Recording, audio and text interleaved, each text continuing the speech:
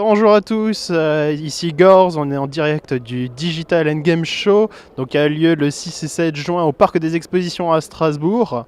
Et là, on n'a pas encore visité complètement le salon, mais pour l'instant ça nous promet du très lourd. On vous réserve aussi du très lourd avec pas mal d'interviews, donc c'est à voir et c'est tout de suite maintenant. Le Digital Game Show, c'est quoi? C'est un nouveau salon sur le monde du jeu vidéo et de la technologie. Réparti sur plus de 6000 m², tous les grands noms du jeu vidéo y étaient présents. Que ce soit Nintendo, Sony ou Microsoft, des éditeurs comme Bandai Namco, Electronic Arts et plus encore. The Witcher 3, Splatoon, Mario Kart, Smash Bros, FIFA ou Call of Duty, c'était notre programme pour le week-end. Olivier, le chargé de communication de l'édition, nous présente le salon.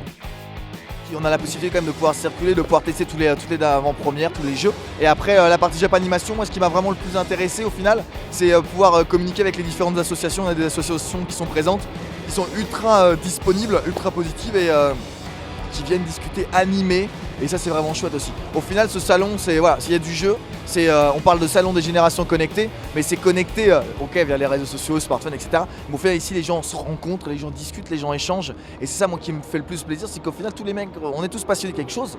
Et là on a tous la même passion dans ce salon et tout le monde échange. On voit la disponibilité de nos invités, tout le monde est là comme si c'était une grande famille. Et en tout cas c'est ça qu'on veut mettre en place en termes d'ambiance.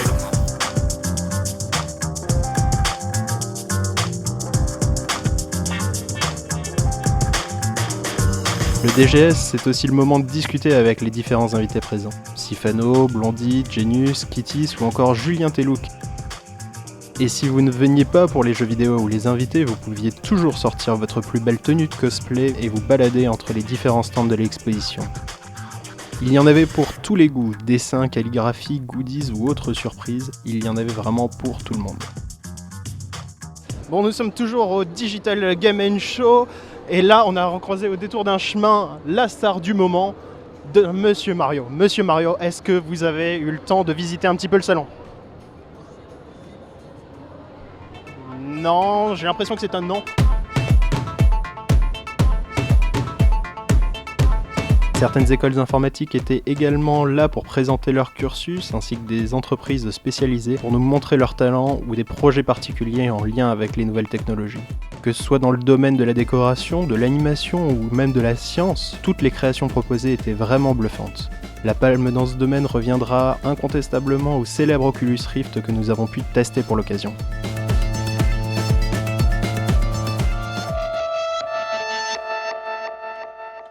Est-ce que vous avez des coups de cœur éventuellement dans ce salon ou des jeux que vous attendez impatiemment? Le prochain Mario, un Mario Party, un Mario Kart, quelque chose? Que vous soyez adulte ou enfant, vous aviez des étoiles plein les yeux, surtout lors des démonstrations proposées sur scène. Contest avec les invités de cette édition, présentation de stand, démonstration de danse traditionnelle, sans oublier les fameux concours de cosplay.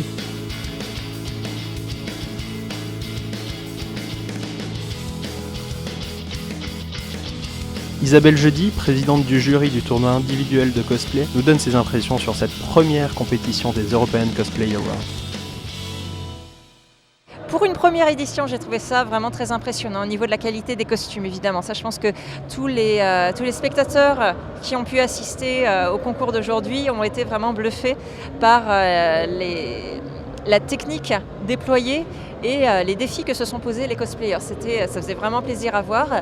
La prestation a été quand même assez bien mise en avant. Vous avez eu pas mal de choses assez originales qui ont été proposées avec, encore une fois, voilà, des techniques, des thèmes, des types de prestations assez différentes les unes des autres. Vous avez eu de la danse, des petits combats, des choses plus humoristiques.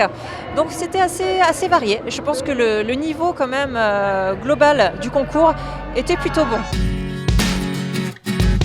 Le Digital Game Show n'a pas fait les choses à moitié et proposé aux vainqueurs la somme de 1000 €. 7000 € étaient aussi en jeu à remporter sur les différentes compétitions, le grand vainqueur étant celui qui est arrivé à collecter le plus de médailles. Mais que penser du salon au final? J'aime bien tout ce qui est vente de goodies, les t-shirts, les casquettes, les sacs. qui sont à l'univers de un peu chaque jeu. Donc moi j'aime bien, ça fait des souvenirs. Le stand de costumes qui est juste à côté, une couturière qui fait ça à la main et je trouve que les costumes sont vraiment magnifiques. Et Voilà, Just Dance, c'est vraiment un coup de cœur que j'aurai toujours, donc voilà. Pour une première édition en plus, c'est vraiment super. C'est grand, c'est propre, il y a un petit tiers de Paris Games Week, donc on sent le côté un petit peu professionnel. C'est une première édition comme dit précédemment, donc je pense que ça va s'agrandir s'ils reproduisent l'événement l'an prochain. J'invite tout le monde à venir pour s'amuser, en famille, entre amis, pour délirer autour des jeux vidéo, pour discuter avec nous, parce qu'on est disponible pour discuter, là on discute avec vous, on fait des photos avec les spectateurs, on va jouer avec eux. Sur ce, à l'année prochaine peut-être. En attendant, vous pouvez toujours consulter les autres vidéos du salon, y compris les interviews faites avec nos invités. Petit big up à Elysium Gaming à Sandia, gros coucou et vous faites du bon boulot. Bye, à bientôt sur Ascendia.